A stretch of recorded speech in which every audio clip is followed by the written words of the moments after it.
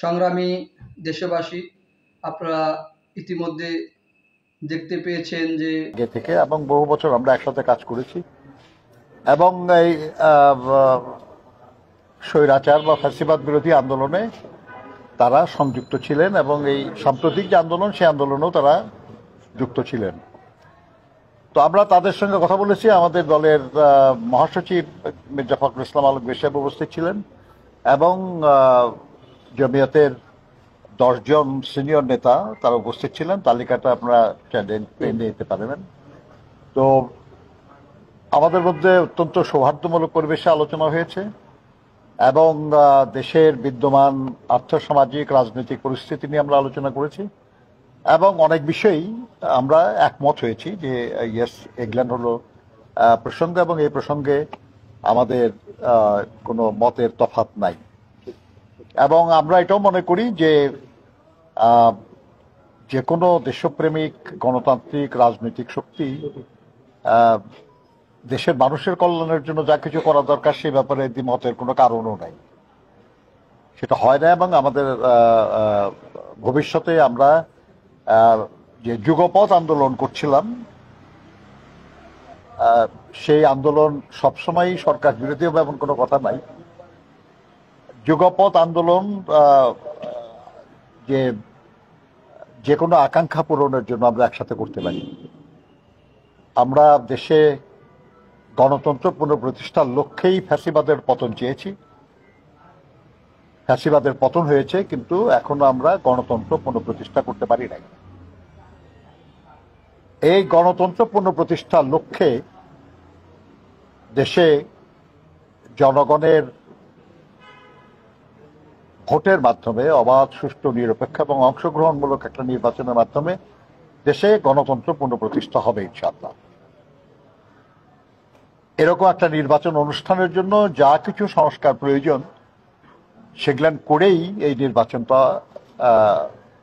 হবে এবং সেটার জন্য মিনিমাম রিকোয়ার্ড যে টাইম, ন্যূনতম প্রয়োজনীয় সময়, সেটা তো লাগবে।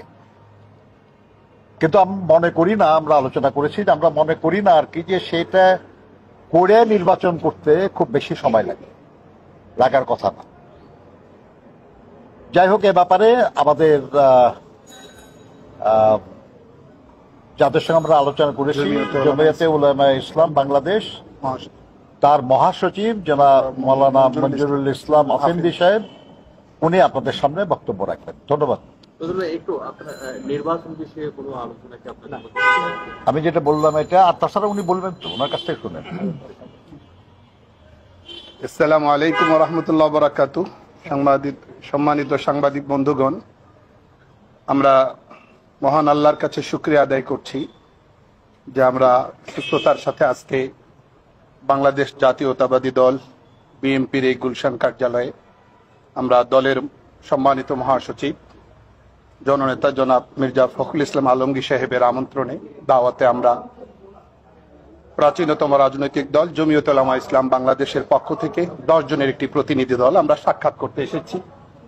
আল্লাহর কাছে শুকরিয়া আদায় করছি, আমাদেরকে দাওয়াত করবার জন্য, আমন্ত্রণ করবার জন্য আমরা বিএনপির কাছেও কৃতজ্ঞতা প্রকাশ করছি, তাদেরকে ধন্যবাদ জানাচ্ছি। অত্যন্ত হৃদ্যতাপূর্ণ পরিবেশে, চমৎকার পরিবেশে খোলামেলা আমরা আলোচনা করেছি। আমাদের অনেকগুলো জায়গাতে আমরা একমত হয়েছি। প্রথম যেই জায়গাটা আমরা একমত হয়েছি সেটা হলো যে মহান আল্লাহ তাআলার অপার অনুগ্রহে বহু শহীদের শাহাদাতের মধ্য দিয়ে বাংলাদেশ ফ্যাসিবাদ থেকে মুক্ত হলেও পরাজিত ফ্যাসিস্ট এবং তার দোসরদের অবিরত কূটচাল আর ষড়যন্ত্র থেকে, চক্রান্ত থেকে দেশ এখনো পর্যন্ত মুক্ত হয়নি। সঙ্গত কারণে আমরা একমত হয়েছি এই জায়গাটায় যে দেশপ্রেমিক আপামর জনতার একটা ঐক্য অপরিহার্য, যে কোনো ত্যাগের বিনিময়ে ঐক্য অটুট রাখতে হবে। এটা একটা মৌলিক জায়গা। আমরা খুব যৌক্তিক সময়সীমার মধ্যে আমরা দ্রুত নির্বাচন চাই। এটা আগেও আমরা মাননীয় প্রধান উপদেষ্টার সঙ্গে যতবারই আমরা সাক্ষাৎ করতে গিয়েছিলাম এটা বলেছিলাম। এখনো আমরা বলছি যে আমরা প্রয়োজনীয় সংস্কার শেষ করে আমরা 2025 সালের মধ্যেই আমরা জাতির বহুল প্রত্যাশিত নির্বাচন, এই নির্বাচনটি আমরা প্রত্যাশা করছি।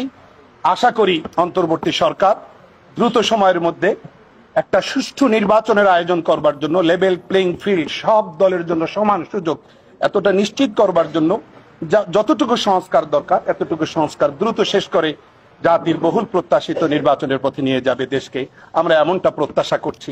আমরা দ্রব্যমূল্যের ঊর্ধ্বগতি নিয়ে আলোচনা করেছি, আমরা জনসাধারণের জানমাল, ইজ্জত, আবরুর, নিরাপত্তা বিধান এই বিষয়টা নিয়ে আমরা আলোচনা করেছি। আগামীতে রাষ্ট্র ক্ষমতায় আসলে আমরা কোরআন সুন্নাহ বিরোধী কোনো আইন করব না, এইরকম বিষয়টা আমাদের মধ্যে আসছে। আলহামদুলিল্লাহ, জাতির কাছে আমরা কমিটেড।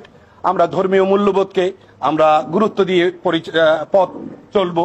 আল্লাহ তাআলা যেন আমাদেরকে একসাথে পথ চলার তৌফিক দান করে। এই পরাজিত শক্তি যেন কোনোভাবেই এমন কিছু করা ঠিক হবে না, এমন কোনো ফাঁদে পা দেয়া ঠিক হবে না কোনো অবস্থাতেই, যেই ফাঁদে পা দিলে পরাজিত শক্তি আবার পুনর্বাসিত হওয়ার কোনো ক্ষেত্র তৈরি হয়। এইরকম কোনো ফাঁদে পা দেওয়ার ক্ষেত্রে আমরা সর্বোচ্চ দূরদর্শিতা, সতর্কতা অবলম্বন করে পথ চলবো। আমরা একসঙ্গে যুগপথভাবে আমরা পথ চলবো। আগে যেভাবে ছিলাম সেই 4 দলীয় জোটের থেকেই আমাদের মধ্যে হৃদ্যতাপূর্ণ সম্পর্ক ছিল, তখন থেকেই আমরা পাশাপাশি ছিলাম, এখনো আছে, আগামীতেও থাকবো ইনশাআল্লাহ। সবাইকে ধন্যবাদ। Thank you. এই ব্যাপারে এই ব্যাপারে যদি হয় বলেন, না হলে চলবে।